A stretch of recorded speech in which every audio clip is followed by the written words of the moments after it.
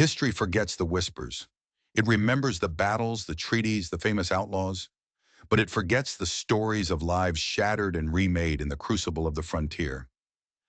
This is one of those forgotten tales. It starts with a woman from Boston, a schoolteacher named Isabel Monroe, who came to the Arizona Territory chasing a new life. And it ends with an Apache warrior they called the Ghost, who took her as a spoil of war. This is the story of how a captive, stripped of everything she knew, faced the soul of a broken man and dared to tame the untamable. The terror when it came was as sudden as a lightning strike from a clear blue sky. One moment, the stagecoach was rattling through a narrow canyon. The next, the world exploded. A high, wailing cry echoed from the ridges above, a sound that tore at the very fabric of the air. It was the distilled essence of vengeance. The first shot took the driver. He simply slumped forward, a dark flower blooming on the back of his shirt. The stagecoach lurched, a wheel splintering against a rock, before the entire thing crashed onto its side with a deafening shriek of wood and metal. Isabel was thrown against the far wall, her head striking something hard. Dazed, she tasted blood and dust. The coach door was ripped from its hinges. The figures that filled the space were like specters from a nightmare.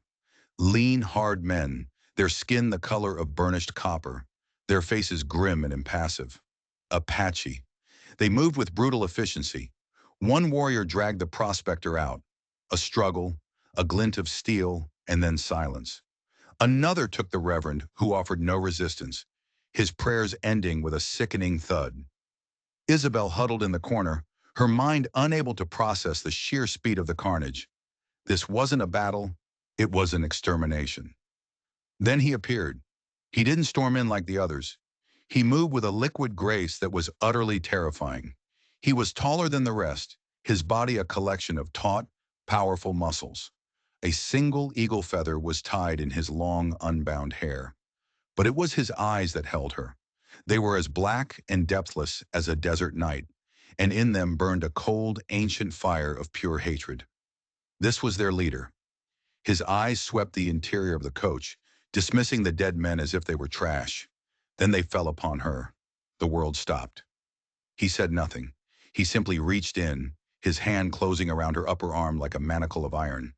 He pulled her from the wreckage, dragging her out into the blinding sunlight in the scene of utter devastation. She was a bundle of rags to him, an object to be taken, a spoil of war. He half dragged, half carried her to a waiting pony, throwing her across its back like a sack of grain. As he swung up behind her, his hard body pressing against hers, she caught his scent, a mixture of horse, sweat, leather, and something wild, like sun-baked earth. As the war party melted back into the canyons, Isabel raised her head for one last look at the smoking ruin of her new life, and that's when she saw it. In the distance, a lone rider on the horizon, just watching them. A rancher? A patrol? A flicker of hope ignited within her. But the rider didn't give chase. He didn't raise a rifle. He didn't move at all. He just watched them disappear. Isabel Monroe, the Boston schoolteacher, was gone. In her place was only a possession, carried into the heart of the Apache wilderness by a warrior they called Kalen. A man whose hatred for her world was the only thing that kept him alive. The journey was a descent into a living hell. The sun was a relentless hammer, the landscape a monotonous blur of scorched rock and thorny scrub. Kalen rode with an unnerving stillness. He never spoke a word to her or to his warriors. His communication was a language of subtle gestures that his men understood instantly. He was their leader, not through noise, but through an aura of absolute authority. Isabel was his prisoner, but he treated her with a profound and chilling indifference. He seemed to barely acknowledge her existence. When she sagged from exhaustion, his iron grip on her waist would tighten, holding her in place. When her thirst became an unbearable torment, he would eventually stop and press a water skin to her lips. But his eyes would be scanning the horizon, ever watchful, never looking at her. The water was not mercy, it was maintenance. On the third day they arrived at the stronghold. It wasn't a village of teepees, it was a rancheria, a hidden settlement nestled in a high mountain valley, a natural fortress of stone and pine. Kalen dismounted, pulling Isabel from the pony and shoving her forward. The entire community fell silent, their eyes fixing on her. It was a heavy, suffocating gaze, devoid of pity. She saw the same burning hatred from Kalen's eyes reflected in 100 others. These were a people pushed to the edge, a nation fighting a losing war for their very existence, and she was a trophy from that war. Isabel was thrust into the care of a woman named Tasa, whose face was already etched with grief. Taza led her to a small wickiup made of brush and hide, tossed a worn blanket at her, and pointed to a stack of hides that needed scraping. The message was clear. She was not a guest.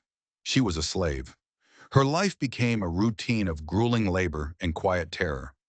She scraped hides until her hands were raw. She hauled water until her shoulders screamed. Her fine dress was soon a tattered rag, replaced by a simple deerskin tunic that erased the last traces of the woman she had been. The silence was the worst part. She was a ghost in their midst. Kalen remained a distant, formidable presence. He was the war chief, the strategic heart of his band of Chiricahua. Isabel would sometimes see him watching her from across the camp, his expression unreadable. It wasn't a look of lust or possession. It was colder, more analytical. He was studying her like a strange creature he had captured. One evening, exhausted and heartsick, Isabel found a quiet spot behind a cluster of boulders. The loneliness, the sheer hopelessness of her situation finally broke her. She drew her knees to her chest and wept, with the silent, body-racking sobs of someone who has lost everything. A shadow fell over her. She looked up, startled. It was Kalen. He stood over her, the dying light of the sunset catching the sharp planes of his face. He held a small, crudely carved wooden bird in his hand. He didn't speak. He simply watched her cry, his head tilted slightly. There was no pity in his eyes, but for the first time, the inferno of hatred seemed to have banked, replaced by a flicker of something she could not name. After a long moment, he crouched down. He extended his hand, the one holding the wooden bird. Isabel flinched, expecting a blow. Instead, he simply opened his hand, letting the small bird drop into her lap. He then rose and walked away without a word. Isabel stared at the wooden bird. It was a simple, almost childish object. Yet it was the first human gesture she had received since her capture. It was not kindness, not yet, but it was a crack in the wall of silence. A single, inexplicable act that suggested the man who was her captor was more than just the monster she believed him to be. The wooden bird became Isabel's secret. She kept it hidden in a fold of her tunic, a small, tangible mystery. Her life of drudgery continued, but she began to observe, not just endure. She saw the tenderness with which a mother treated her child. She saw the deep respect given to the elders. She learned that Taza's husband and sons had been killed at a place called Camp Grant, massacred while they slept. These people were not monsters. They were a nation in mourning. Callan remained an enigma, but a strange, unspoken awareness grew between them. He would watch her as she worked, his gaze intense. His indifference had been replaced by a watchful gravity. The change was not lost on Nakona, a warrior with a jagged scar that pulled one side of his mouth into a permanent sneer. His hostility toward Isabel grew. One afternoon, as Isabel was carrying water from the spring, Nakona blocked her path. "White woman," he sneered in broken English. "You are bad luck. You make our chief weak." He grabbed the clay pot from her shoulder. "This is what you are," he grunted. "Easy to break." He was about to smash it when a voice, low and dangerous, cut through the air. "Nakona." Kalen stood not 10 feet away, appearing as if from the very earth. His eyes were locked on his warrior. Nakona hesitated. "She is a witch. She softens your spirit." Kalen took a slow step forward. He spoke in Apache. The words were harsh, powerful. Though Isabel couldn't understand them, the meaning was clear. "She is mine. You will not touch her." Nakona held Kalen's gaze for a tense moment. Then, with a grunt of disgust, he shoved the pot roughly back at Isabel and stalked away. Kalen walked over to her. For the first time, he spoke to her directly. "You are not hurt." It was a statement, not a question. She shook her head. He looked at her hands, which were blistered and raw. He reached out with an open palm. Hesitantly, she let him take her hand. He turned it over, his thumb gently tracing the broken skin. "These are not the hands of your people," he said, his voice a low rumble. "I was a teacher," she whispered. He looked up, his black eyes meeting hers. "Words. Your people use many words. They lie." He released her hand and gestured to the mountains. "The land does not lie." A few nights later, a sickness swept through the camp, a fever, hot and fast, particularly affecting the children. While the medicine man chanted, Isabel went to work. She found Taza's young daughter, Leta, shivering and listless. Taza sat beside her, her face a mask of stoic despair. Isabel dipped a cloth in cool water and began to gently bathe the child's forehead. She coaxed sips of water between the girl's cracked lips. She did this for hours. At some point, Kalen entered the wickiup. He stood in the shadows watching her. Isabel, too focused on the sick child to be afraid, simply continued her work. He finally came forward and crouched beside her. "You have this sickness?" he asked. "No. I had something like it as a child. The fever must be cooled. She needs water." He watched her for a long time. He saw not a frightened captive, but a woman of quiet, determined strength. He then shifted, turning his back slightly toward the fire. He pulled aside the buckskin shirt he wore, revealing a canvas of scarred tissue on his back and side. Whips, knives, and one large puckered circle that could only have been a bullet wound. "My father," he said, his voice barely a whisper, "was killed by soldiers under a flag of truce. My mother and sister taken to a reservation in Florida to die of coughing sickness. I was a boy, taken to a mine near Silver City." He touched his back. "These are from the white man's words." Isabel stared at the horrific tapestry of his past. His hatred was not a random force. It was a shield, the scarred shell over a soul that had been brutalized beyond comprehension. She slowly lifted her hand and gently laid her palm against the unscarred skin of his shoulder. It was a simple, profound touch, an acknowledgement of his pain. He didn't flinch. He didn't pull away. He simply closed his eyes, a flicker of something ancient and sorrowful passing across his face. In the dim light of the wickiup, the warrior and his captive shared a moment of silent communion. A language not of words, but of scars. The truce between them slowly blossomed into something more complex. Kalen began to teach Isabel the names of the plants, which could heal, which could kill. She, in turn, read to him from a small book of Shakespeare's sonnets. He called the book her Talking Leaves. But the world outside their mountain sanctuary was not idle. In Tombstone, a new authority had arrived, Captain Robert Sterling of the 5th Cavalry. Sterling was ambitious, ruthless, and he carried a deep personal hatred for the Apache. Years earlier, his younger brother had been killed in an ambush led by Kalen. For Sterling, this wasn't a military campaign. It was a vendetta. He wasn't there to pacify. He was there to exterminate. He was hunting the ghost, and he was patient. One day, Kalen's scouts returned with grim news. A small band of Mescalero Apache had been found, slaughtered. Not just the warriors, the women, the children, the old, all of them. A message from Captain Sterling. A pall of rage and fear fell over the rancheria. Isabel watched, her heart cold with dread, as the hard mask of hatred slipped back over Kalen's face. Before he left with the war party, he came to her. His eyes were once again the obsidian chip she remembered from her capture. "Where are you going?" she asked, though she already knew. "To teach the soldier chief a lesson," he snarled. "Vengeance will not bring them back," she pleaded, grabbing his arm. "It will only create more graves." He looked down at her hand, then back to her face. "It is all we have left." He was gone for 3 days. On the 4th, the war party returned. They were not triumphant. They carried their wounded. 3 warriors were dead. Kalen had a bloody bandage around his forearm. He had found Sterling's supply train, but it had been a trap. The wagons were filled not with supplies, but with heavily armed soldiers. Sterling had anticipated his move. That night, as Kalen stared into the fire, a new sound cut through the night. A high, lonely whistle. A signal, but not an Apache signal. Instantly, Kalen was on his feet. "Soldiers!" he hissed. "They found us!" Panic erupted. Sterling had followed the retreating war party. He had found their sanctuary. As they ran for the caves, Nakona appeared, his face a mask of fury. He pointed an accusing finger at Isabel. This is her fault. She is their eyes. She led them here. Silence, Nakona, Kalen roared. She is with us. But the seed of doubt was planted. Before the argument could escalate, the first volley of shots echoed through the valley. The hunt was over. The siege had begun. The valley became a death trap. Captain Sterling was a master of siege warfare. He occupied the high ground, controlling the only spring. He was content to wait, to let thirst and starvation do his work for him. The Apache, now trapped, retreated to the network of caves.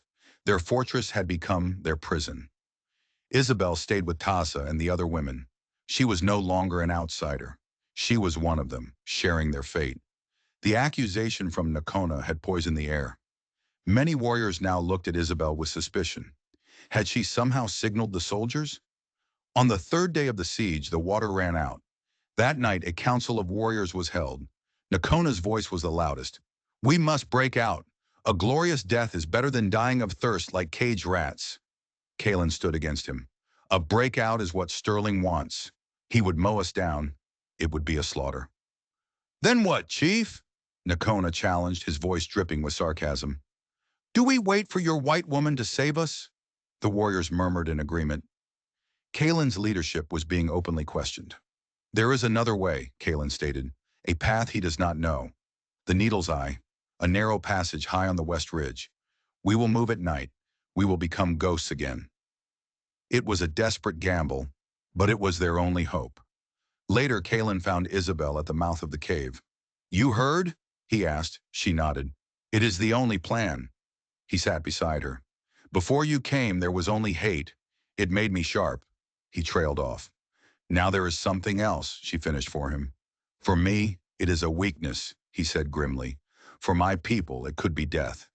He stood to leave, but Isabel made a decision, a choice born of everything she had endured. There is another way, she said, her voice clear and strong. A better way. Captain Sterling wants you. He wants the ghost. He doesn't care about the women and children. Kalen stared at her, a dawning horror in his eyes. No. Listen to me, she insisted. Let me go to him. I am a white woman, a captive. He will see me as a victim needing rescue. I will tell him you are dead, that the warriors have scattered. He will claim his victory, take his rescued captive, and leave. He will hurt you, Kalen said, his voice a raw, guttural sound. Men like him will see you as something spoiled by us. It's a risk I am willing to take, she said, her gaze unwavering. To save your people, to save you. The conflict in his eyes was a terrible thing to witness. The warrior screamed at him to refuse, to fight to the last man. But the man who had been touched by a kindness he had long forgotten saw the terrifying logic in her plan. Why? He whispered. Why would you do this for us? Isabel reached up and gently touched the side of his face. Because my own people showed me cruelty long before I ever met you. I was a different kind of captive in Boston. You took me as a spoil of war. But you are the first man who has ever truly seen me. My place is here. In that moment, the last wall between them crumbled. Kalen pulled her to him. He kissed her, not with tenderness, but with a desperate, raw passion born of fear and loss and a profound, aching love. It was a kiss of farewell. If he harms you, Kalen vowed, his voice thick with an emotion she had never heard, I will follow him to the end of the earth. I will burn his world to ash. This I swear. The decision was made. Isabel Monroe, his spoil, his captive, was about to become the savior of his people. The plan was forged in desperation. Isabel's appearance was meticulously crafted. A torn tunic, a face smeared with dust, a convincing head wound created with a drop of blood from Kalen's own arm. She was playing the part of the broken victim. Their farewell was a moment of profound, silent agony. Taza embraced her as a sister. Even Nakona gave a solemn nod of grudging respect. Alone with Kalen, words failed them. He pressed a small, sharp shard of obsidian into her palm. A weapon, a last resort. I will watch from the highest peak until you are gone, he vowed. Live, Kalen, she pleaded. Live for your people. With a final, searing kiss, Isabel turned and began her walk into the lion's den. She stumbled into the army camp, crying out. She was immediately surrounded, a spectacle, and then brought before him. Captain Robert Sterling emerged from his tent, his uniform immaculate, his cold blue eyes dissecting her. "You are safe now, Miss Monroe." "Isabel Monroe," she choked out, playing her part. "I was his captive." "And the ghost?" Sterling asked, his voice sharp with anticipation. With tears she did not have to feign, Isabel told the lie. Kalen was dead, shot by a sniper. The Apache, leaderless, had scattered. Sterling's face broke into a triumphant smile. He had won. He had avenged his brother. "Break camp," he ordered his sergeant. "The campaign is over." His gaze returned to Isabel, a veneer of chivalry masking a predatory gleam. "Do not worry. Civilization will wash the stain away."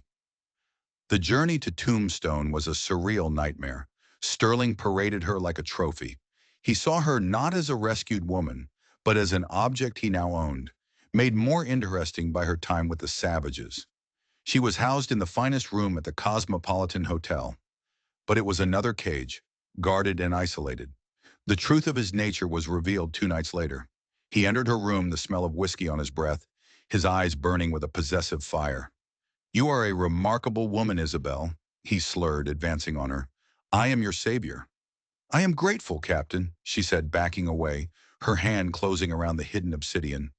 "Gratitude is not enough," he snarled, his gentlemanly facade vanishing. He lunged, grabbing her arm. "That savage filth stained you, but I will burn it out of you." Isabel reacted on pure instinct. She slashed the sharp obsidian across his face. Sterling roared in pain and fury, stumbling back, blood pouring from a deep gash on his cheek. "You savage whore!" he bellowed, his hand dropping to the pistol at his hip. Before he could draw, the hotel room door slammed open. Sheriff John Behan stood in the doorway, his expression grim. "That's enough, Sterling." Behind the sheriff stood another man in a fine city suit. "Captain Sterling," the man said, his voice calm and authoritative. "I'm Philip Crane, Department of the Interior. You are relieved of command." He held up a telegram. "An investigation has been opened into your methods. It seems scalping women and children is frowned upon in Washington." Sterling stared, dumbfounded, as deputies moved in. His brutal tactics, his secret atrocities, had finally come to light. As he was dragged away, Isabel sagged against the wall, the bloody obsidian falling from her numb fingers. She was safe. She was free. But as she looked out the window toward the dark, silent mountains, a profound emptiness consumed her. She had won her freedom, but had lost everything else. Kalen, believing she was in a world she no longer belonged to, was gone. A ghost once more, vanished into the wilderness and out of her life forever. Isabel's testimony was the final nail in Captain Sterling's coffin. He was stripped of his command, publicly disgraced. His reign of terror was over. Isabel was hailed as a frontier heroine. Her story was sensationalized in newspapers across the country. To the world, she was the brave captive who had escaped savagery. But Isabel felt like a fraud. Philip Crane, the man from the Department of the Interior, arranged for her safe passage back to Boston. Her father's telegram was a cold, clear command. Return at once. End this shameful spectacle. The thought of returning to that gilded cage was impossible. The woman who had survived the Arizona wilderness could no longer breathe the stifling air of Boston society. She refused the offer. She stayed in Tombstone. To anchor herself, she found a purpose. The town needed a school teacher. A year passed. Miss Monroe became a respected, if enigmatic, figure. The Apache teacher, a woman who carried a quiet sorrow that no one dared question. But every sunset that painted the Chiricahua Mountains in strokes of fire was a fresh torment. Every night, she dreamt of a man with eyes like a desert night. Her lonely peace was shattered on a cool autumn evening. A young student ran to her as she was leaving the schoolhouse. "Miss Monroe," he exclaimed, "I saw it, up by the old mission ruins. A wooden bird, just like in your story." The breath caught in Isabel's throat. She had used the story of Kalen's carving as an allegory in her lessons, a private tribute no one could understand. "Show me," she whispered. He led her up the trail. There, hanging from a mesquite branch, was a small, newly carved wooden bird. It was his work, unmistakably. A message sent across an impossible divide. He was close. He was alive. She sent the boy home and stood there as dusk bled across the sky. A rustle in the brush nearby made her spin around. A figure emerged from the twilight shadows. It was not Kalen. It was Taza. The Apache woman's face was more deeply lined, but her eyes held the same unbreakable strength. Isabel, she said. The name was a bridge across their separate worlds. Taza, you're safe, Isabel cried. We are safe, Taza confirmed. We found a new home, a hidden valley. We live. But he does not live. He only waits. What do you mean? His spirit is not with us. It is here, tethered to this town. To you, Taza said, her voice low and urgent. He saw the soldier chief taken away. He knows you are safe, but he is a ghost now, a chief with no war to fight. His soul is untethered. Isfari, Taza reached into a pouch and handed Isabel a deerskin bundle. Inside was a simple, beautifully made Apache dress. He will not come to your world of cages, Isabel, but you are no longer of that world. A choice must be made, tonight. Taza's eyes lifted to the highest mountain peak, now a black silhouette against the star-dusted sky. He waits there. He will wait until the morning star rises. If you do not come, he will be gone forever. With that, Taza vanished back into the shadows. Isabel stood alone, the deerskin dress clutched in her hands. Before her lay the flickering lights of Tombstone, a life of safety, respect, and quiet emptiness. Behind her lay the immense dark wilderness, a life of hardship, uncertainty, and a love that had remade her very soul. It was not a choice between civilization and savagery.